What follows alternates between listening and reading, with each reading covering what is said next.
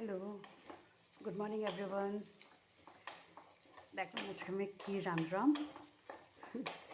এটা গ্যাস করতে পারবা কেউ? এটা অ্যাকচুয়ালি পেঁয়াজ অ্যান্ড রসুনের পেস্ট অ্যান্ড অ্যাকচুয়ালি এটা আমি বাটলাম ভালো করিয়া, যখন মতো পুরো তেল সাইড দিয়ে ছাড়তো না, তো তখন গিয়ে বহু টেস্টি হয় মশলাটা, যখন আমরা ভাজা ভাজা করবো বহু টেস্টি হয়।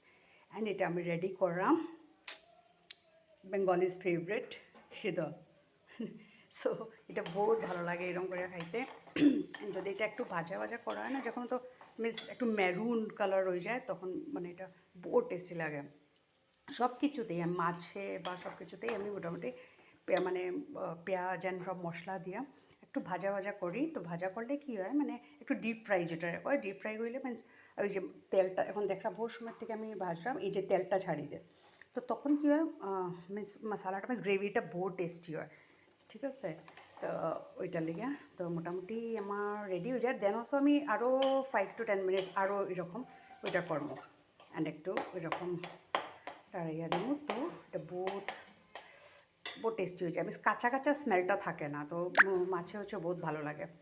আর তারপরে আমি শীতলটা ছাড়বো, শীতল ছাড়িয়ে বেশি সময় রাখতে লাগে না, হয়ে যায়। তো এরকম কীরকম লাগলো আপনারা দেখিয়ে আমার এটা কইবা।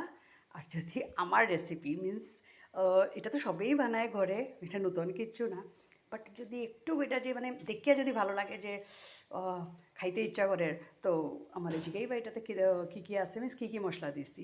ওকে, তো টিল দেন বাই, আবার পরে দেখা হইব। রান্না শেষ করি, পার্লারে যেতাম, স্নান করতাম।